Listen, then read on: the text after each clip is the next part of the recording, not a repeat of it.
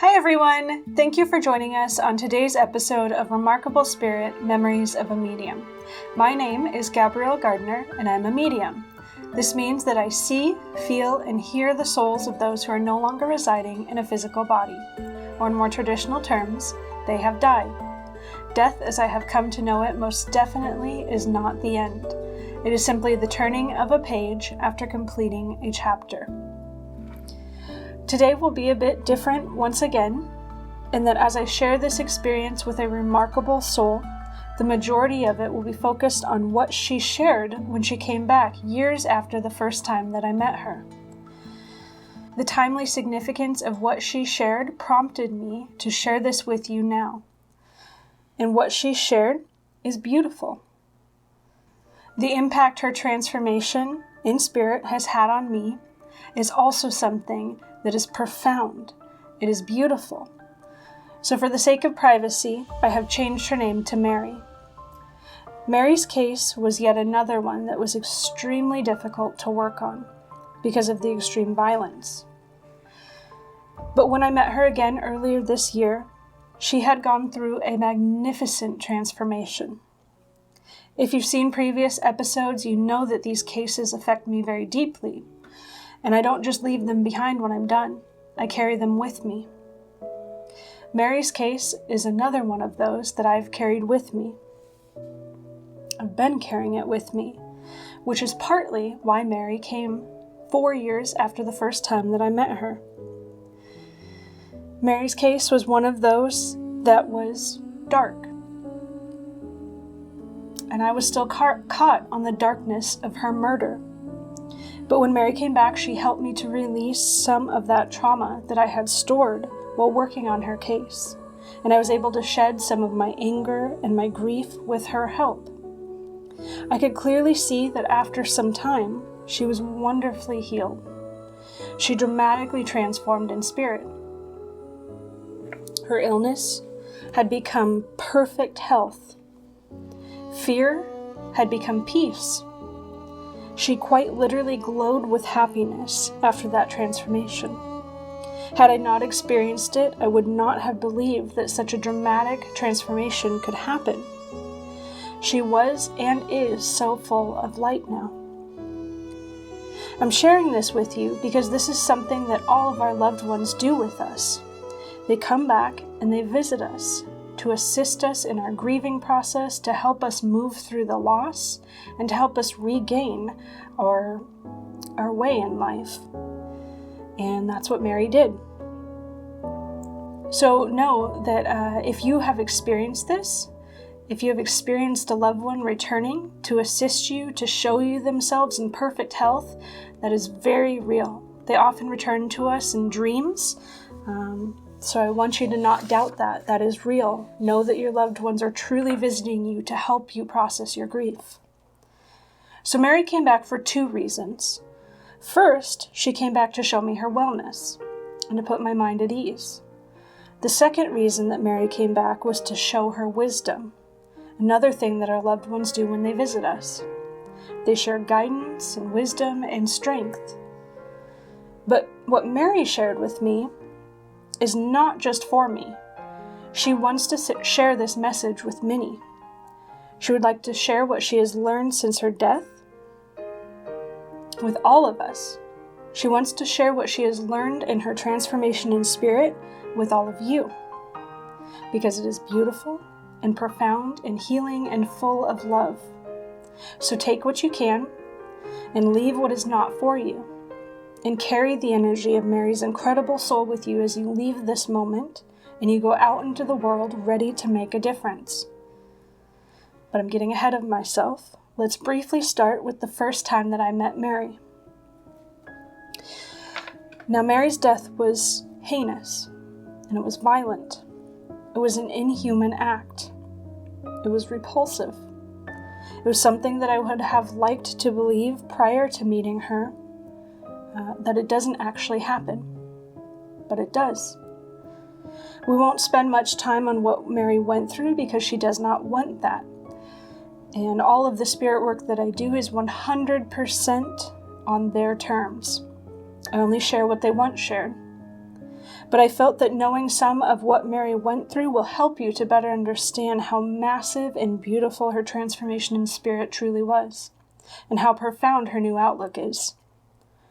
While in body, Mary was passionately and deeply religious. She dedicated most, if not all, of her life to church. But at some point, she lost sight of her love for all. At some point, her beliefs became so strict and unyielding and unforgiving that when she looked out into the world, she no longer looked with compassion. She looked with fear and anger and judgment. At her core, she truly did want good for others, but she had intensely devout and rigid beliefs of what was right and what was wrong. And she eventually refused to associate with anyone who did not fit into her belief system. In doing so, she cut out the majority of those who loved her. She lost friendships and family members because rather than observing people with the eyes of compassion, she judged them for their choices and actions at face value. She never considered what they had experienced that led them to where they were, what pains they had felt, what hardships they had faced. She also never considered that they might simply be reflecting back the energy that she showed to them. She never considered that they had experienced trauma and were doing the best they could to cope. She never saw people who were different as unique. She saw them as an insult to her faith. I know that this sounds like a very harsh way to describe a dead woman, but this description came straight from her as a self-reflection. For the sake of context, and to help convey why I know just how remarkable Mary is, I will now briefly share a little bit about her death. Mary was an elderly senior at the time of her passing, which, while age usually is not a factor in influencing my perception of death, being older seemed to just make this even more unfathomable that someone could do something like this. While walking to her car in a store parking lot, Mary was targeted and stalked back to her apartment, where she was then kidnapped and tortured for multiple days. At that point, the man murdered her, and then Mary's body was not found until the police found it many days later. So it was bad. Really bad. It was one of the worst that I've encountered when working with a soul. But I'm not going to share any more about that part. Mary and I and the guides did a whole lot of processing on this, and going over it is not what can provide any form of healing in this time. Mary wishes to instead share a different kind of energy with you. Because of her deeply religious views and beliefs, for quite a while after I first met her, she showed up and she gave me sharp anger. And when she was around, it affected me really physically. She would make me feel the sensation of pressure on my chest and a tightness in my throat, because she did not want me to see or speak about what had happened to her. It was an unimaginably ugly crime, so that made sense. But the root of her not wanting me to see or talk about what had happened to her was her internalized body shame that religion had instilled in her. But in a beautiful ceremony, with the assistance of guides, she was able to release that weight. And as she let those old concepts go, her energy lightened. It softened. We also processed the energy of those last days of her life so that she could connect to the guides and shed her death trauma. She was furious about what had happened to her, and she was ashamed that people had seen her the way that they did, and that people knew what had happened to her. But I listened to Mary, and the guides helped soothe her soul wounds, because that's what they were. Mary had soul wounds, but in spirit, those were completely transformed and alleviated and released. Together, we created a space with the guides where the humanness of being human could be left here in the earth plane, and the full transition was made. Mary released her guilt and her anger and her shame, and her insecurities surrounding people seeing her body in that way. She connected to an angel and crossed into light. The guides facilitated all of that healing for Mary, and her transition and honoring was warm and beautiful and bright. So this year, 4 years after I had first met Mary, she came back, and she was very present in my life for about 2 weeks. At first, I felt that some of the weight and heaviness that she still carried was with her. But then I realized that it was only my own grief and my own energy, and I was putting that on to Mary. I was still focused on her murder and the way in which that she had died, but she wasn't. I felt her energy all around me, and it felt so completely different from how I had previously known her once I realized that the heaviness was only my own. See, she basically felt like a completely different person, a lighter person, and she happily and enthusiastically began sharing a lot of information. Mary's new energy made it clear that she had released the anger about what had happened to her and any other negative emotions that she had held. She didn't want to talk about her death because, in her words, it doesn't do to dwell on such things. She began to openly share things that she has learned about life now that she's in spirit. So keep in mind that what she shared wasn't as regrets or shoulda, woulda, coulda, or guilt. It was just authentic introspection with the intent to help others, and she wants others to hear it. I think what she shared is beautiful, and I hope that you do too. So Mary said, "We don't all need to be the same. We don't need to have the same views. We don't need to like everything about one another. We must be kind to one another. We must help each other in times of need. Don't let labels and rhetoric and temporary experiences and differences convince you of this idea of being separate from one another. If you are lucky enough to be surrounded by friends and family, do not judge. Do not try to change them. Do not hate all of them because you dislike one part of them. See them for where they are on their path. See them as a person who has felt pain. Do not pity them. Honor them. Honor their resilience. See the parts of them that are beautiful. See them as a person who wants to be loved. That is what we all want." Mary also said, "Don't let the energy of others' words, especially from the news, make you callous towards people experiencing violence and pain." She said, "While living, I often said things like, 'He got what he deserved,' or 'She had it coming,' a cold assumption that I had gathered from watching a short evening news story." If it isn't clear yet, I agree with Mary. Sometimes I think it's good to ask yourself, has your anger and resentment towards what you do not like in others become so strong that you no longer see death as a tragedy? That the ending of a life of someone who we don't like doesn't affect us? Don't let that temptation of avoiding compassion sway you to become shut down or shut off. Mary also spoke of family and friends, and how the biggest joys in life are often spent with the ones we love. During this temporary chapter in our story of existence, there is this strangely pervasive divisiveness that is driving a tremendous wedge between generations. It is becoming trendy to end relationships, cancel those that we don't agree with, and remove ourselves from the lives of those who challenge our views or have differing views. When we can no longer sit at a table and have a discussion about an issue, that is the moment when the energy behind that issue has won.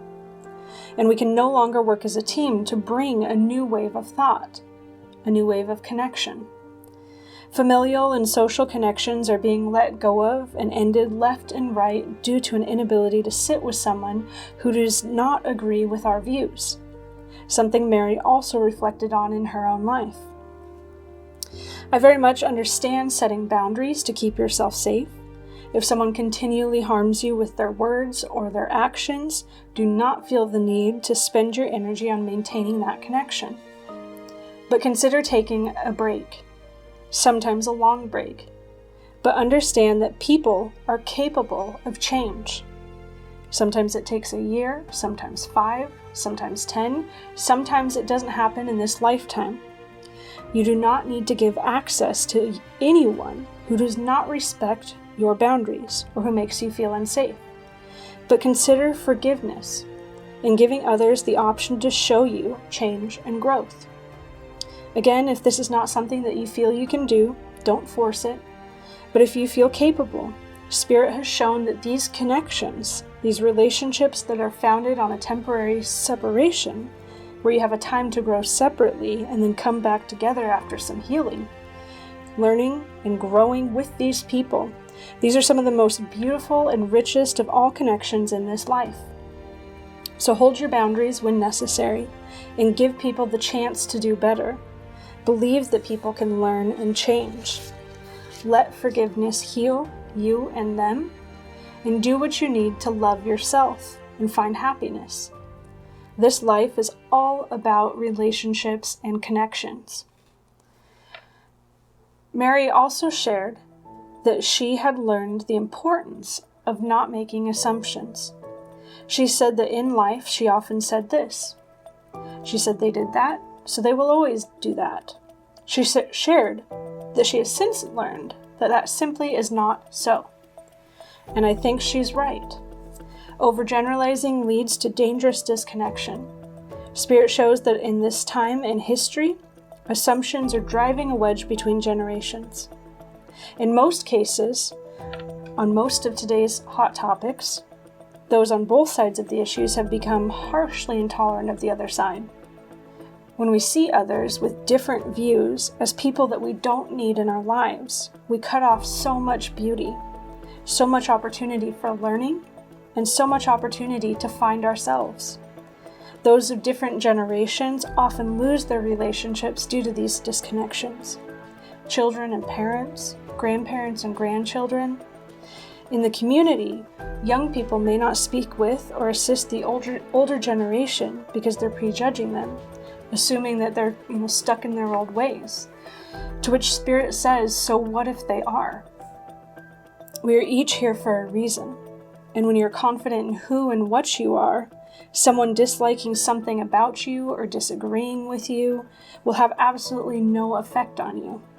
If you react with anger or feel your nervous system becoming activated by someone simply stating a different viewpoint from you, know that you and you alone are in control of your thoughts and your energy, and that you can always choose to respond rather than react.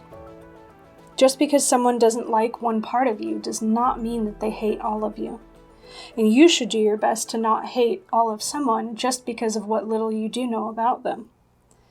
It has become trendy to just cancel an entire person in our lives because we don't like that they think differently on a single subject. I can think that you have awful taste in music and film and still want to be your friend. I can think that what you eat is weird and still want to have dinner with you. And I can, completely disagree with your political views and still love you.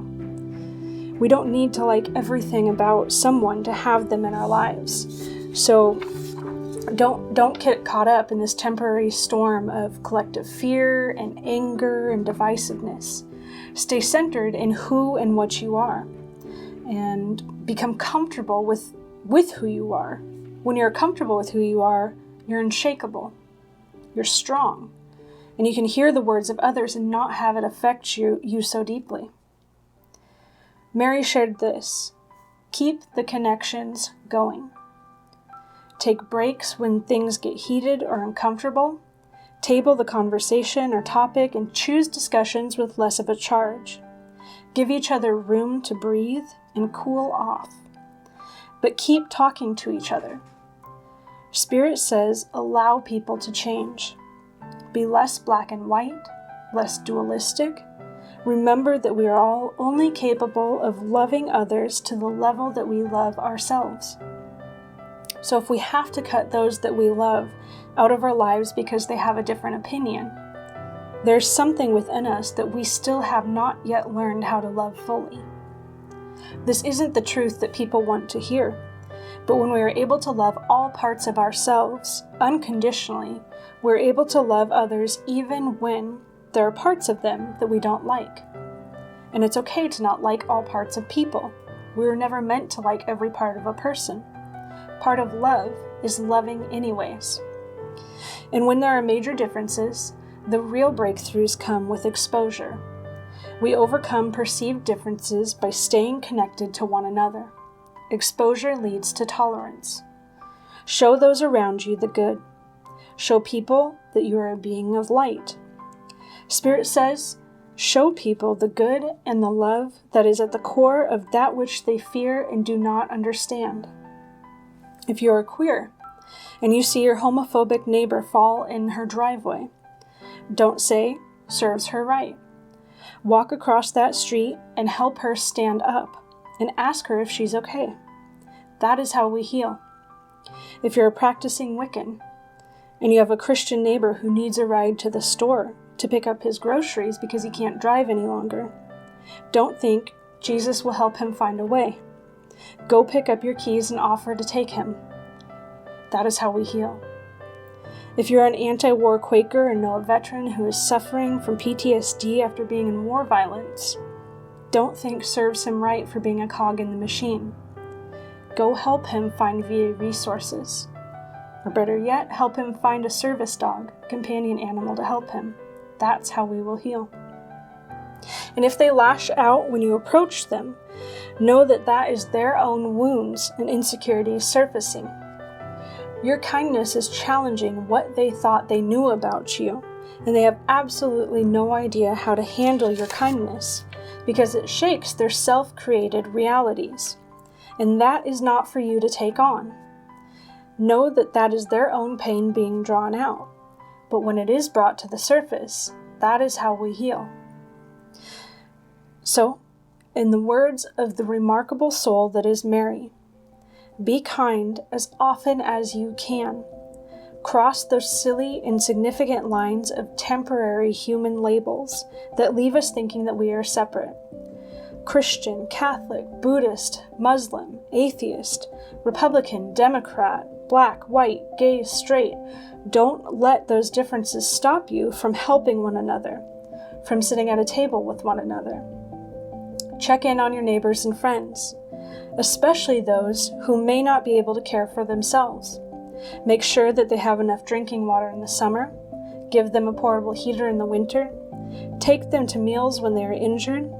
Take their dogs out when they have to work a double. Do what you can to be of use.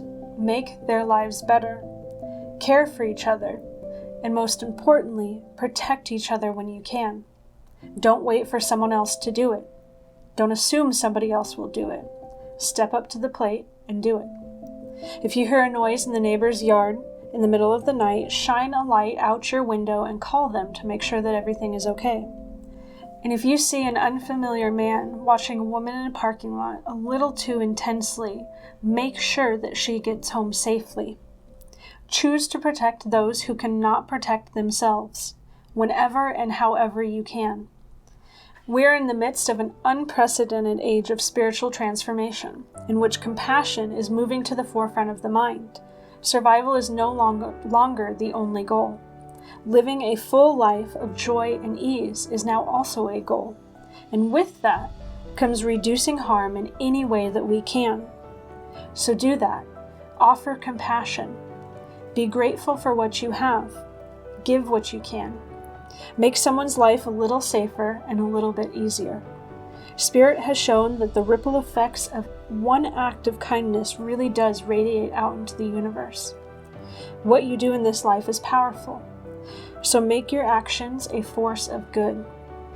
Leave this world better than when you arrived.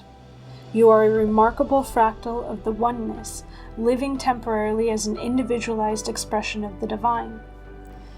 And remember that in this life, the energy of remarkable wise souls like Mary are all around us. Let Mary's words inspire you to be kind, be grateful, be compassionate, care for others, and nourish yourself. Nourish your own heart. This life is meant to be enjoyed. This life is beautiful. This life is meant to be full of beautiful relationships and connections, even when they are sometimes challenging. Learn to be centered in yourself. Let Mary's introspection, transformation, and wisdom inspire you to learn to love all parts of yourself, so that you can become more comfortable with loving others. As always, I am humbled and I am honored to be able to do this work with Spirit, and I'm eternally grateful to the guides and the angels and the source from which we all came. My name is Gabrielle Gardner, and this has been another episode of Remarkable Spirit. Please join us again next time to see how Remarkable Spirit is all around us.